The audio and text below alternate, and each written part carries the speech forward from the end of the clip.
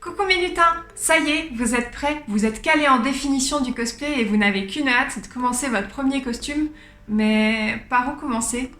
Pas de panique, aujourd'hui on se retrouve pour une nouvelle vidéo où je vais vous partager 10 astuces à connaître pour bien vous lancer dans votre premier cosplay.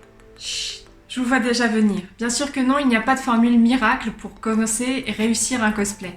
Mais aujourd'hui, j'avais envie de vous partager 10 astuces et conseils que j'aurais aimé savoir quand je me suis lancée dans le cosplay il y a 5 ans toute seule et qui m'auraient sûrement aidé et qui donc peuvent vous aider vous aujourd'hui. Bien sûr, cette liste est personnelle et si vous êtes cosplayer et que vous voulez la compléter, n'hésitez pas à le faire en commentaire pour aider nos amis cosplayers débutants. C'est parti!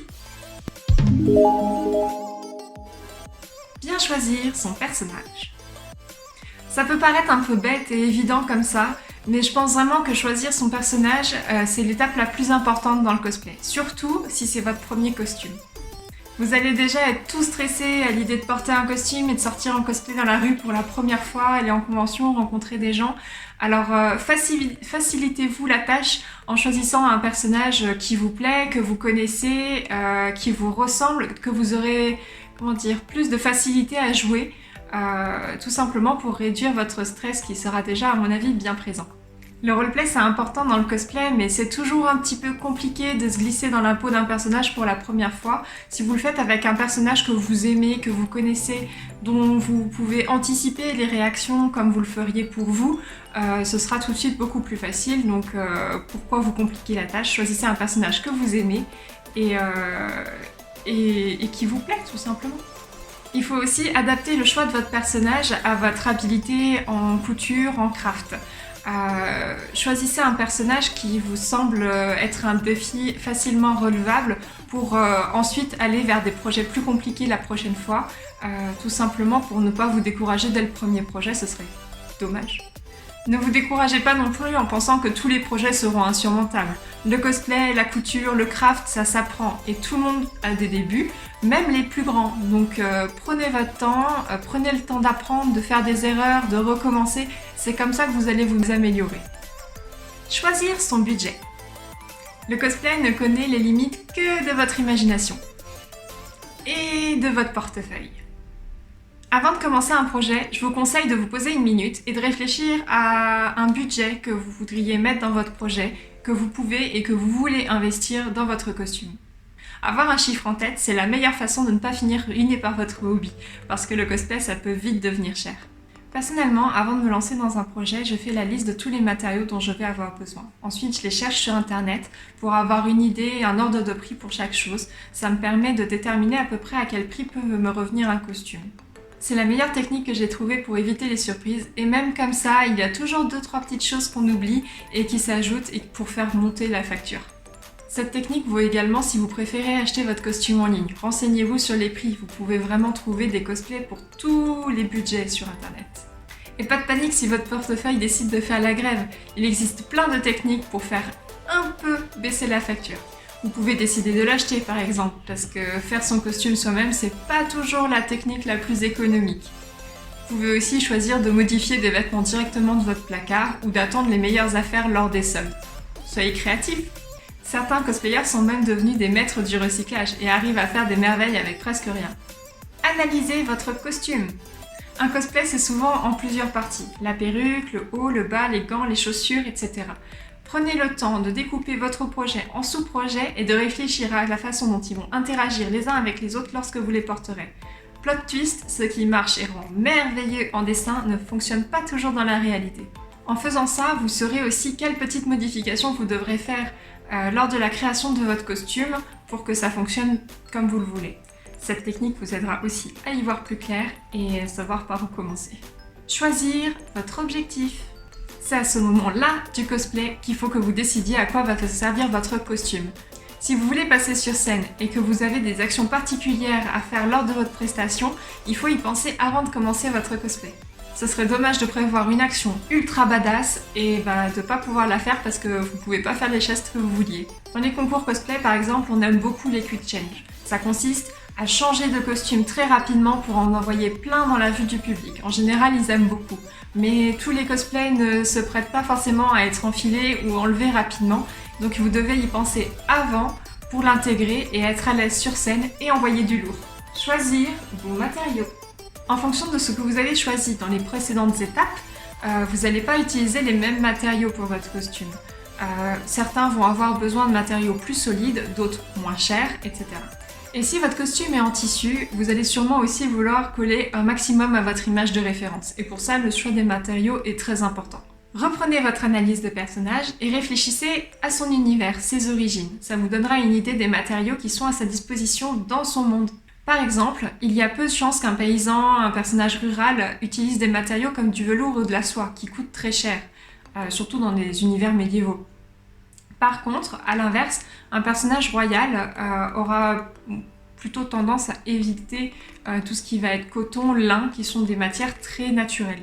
Et en fonction du comportement de vos matériaux dans l'anime, dans le film, vous pouvez analyser aussi leurs mouvements pour essayer de trouver leur équivalent dans la vraie vie. On va prendre l'exemple par exemple des capes de super-héros. Il y en a certaines qui vont être très lourdes, qui vont être massives, et d'autres qui vont flotter derrière eux, comme par exemple Superman. Il faut que vous cherchiez un tissu qui se rapproche le plus du poids visuel, de la fluidité de votre cape. Et pas de panique, si vous ne trouvez pas votre bonheur, il existe plein d'astuces pour modifier vos tissus et tricher un petit peu. Rassemblez vos matériaux. Ça aussi, ça peut paraître un peu bête et évident, mais ça peut vous éviter quelques erreurs. Comme par exemple, acheter 2 tissus, rentrer chez vous en pensant avoir pris du bleu et en fait vous rendre compte qu'ils ne sont absolument pas de la même teinte. Et une fois que vous aurez tous les matériaux à portée de main, vous pourrez vous lancer. Vous n'aurez plus à attendre la pièce qui vous empêche de terminer votre costume et ça vous évitera beaucoup de stress. Créez vos patrons.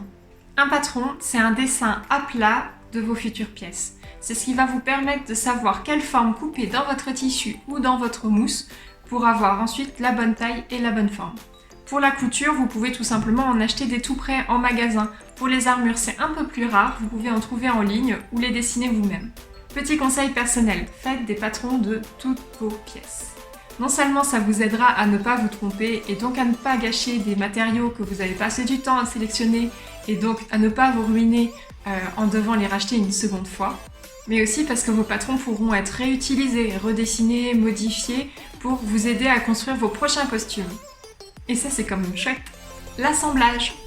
Ça y est, vous en êtes à l'étape décisive de votre cosplay, là où ça commence à prendre forme. Il ne vous reste plus qu'à crafter et à donner vie à votre personnage. Petit tips quand même, avant d'utiliser vos matières que vous avez passé du temps à chercher et pour lesquelles vous avez dépensé votre dernier rein, faites des tests. Dans du papier, du carton, des vieux draps sans valeur, vous me remercierez plus tard.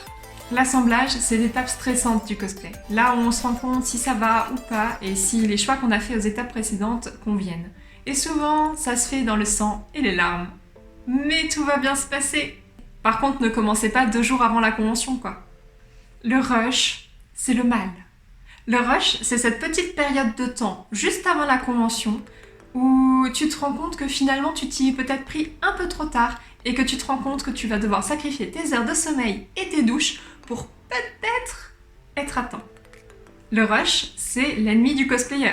C'est un moment de stress où tu vas faire toutes les petites bêtises que tu ferais pas si tu n'étais pas pressé. C'est la mort de tes finitions et c'est souvent ce qui va faire que tu seras moins content du résultat final quand ton costume sera fini. Le cosplay, c'est censé être fun du début à la fin. Ne rush pas tes costumes, ne fais pas comme cette personne. On t'aime, Keshi. Pensez au maquillage. Et non, quand ton costume est prêt, ce n'est pas encore fini. Tu les as peintes, tes armes, pour qu'elles soient belles et brillantes. Tu les as lavés, tes tissus, pour qu'ils soient beaux et badass. Et ben c'est le moment de faire pareil avec toi. En convention, j'ai eu l'occasion de croiser énormément de cosplayers qui ne se maquillaient pas du tout. Débutants ou pas d'ailleurs. Et c'est tellement dommage, le cosplay ce n'est pas seulement des habits. Le maquillage ça te permet de ressembler autant que tu veux au personnage que tu essayes d'incarner. Et même pour un personnage masculin ou enfantin, le make-up c'est ce qui te permet de finir un costume. Au cinéma, il faut plusieurs heures au make-up artist pour donner aux acteurs cet air pas maquillé. C'est pareil pour le cosplay. Sans se ruiner ou être expert du make-up, aujourd'hui on peut apprendre à se maquiller très facilement grâce à internet. Et si on veut pas se prendre la tête, on commence par les bases, pas besoin de passer des heures, ni de se ruiner. On commence par le fond de teint, le mascara et le rouge à lèvres. Oui, même pour les enfants. Vous verrez, ça change tout. Et après, convention et shooting photo. Ça y est, cette fois vous êtes prêts, votre costume est prêt, votre make-up est on point, c'est parfait. C'est fini? Oui et non. En soi, ça y est, vous êtes cosplayer. Félicitations! Mais ce serait quand même dommage d'en rester là, non? Renseignez-vous, trouvez une convention pas très loin de chez vous et allez-y. Ou sortez votre téléphone et faites des centaines de selfies et éclatez-vous sur TikTok. Vous pouvez aussi contacter gentiment les photographes cosplay de votre région et leur demander si ça les intéresserait de shooter votre costume. Ou prendre contact avec les cosplayers du même univers et discuter. Bref, amusez-vous et immortalisez votre costume pour en garder un maximum de souvenirs. Dans quelques années, ça vous servira à constater votre évolution.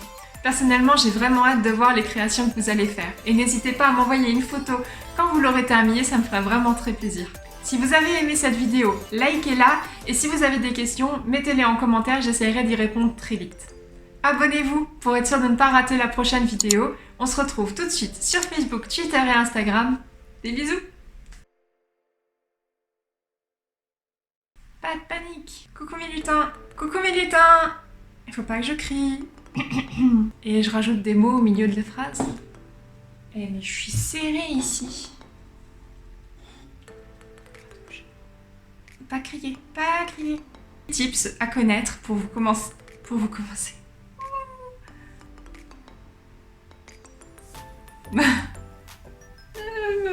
je m'achète un prompteur. J'espère que ça filme au moins. Je me répète un peu, non? C'est tendancieux ça. J'ai pas l'air convaincue par ce que je dis, c'est ouf. Par ailleurs, on n'utilise pas par ailleurs dans une vidéo.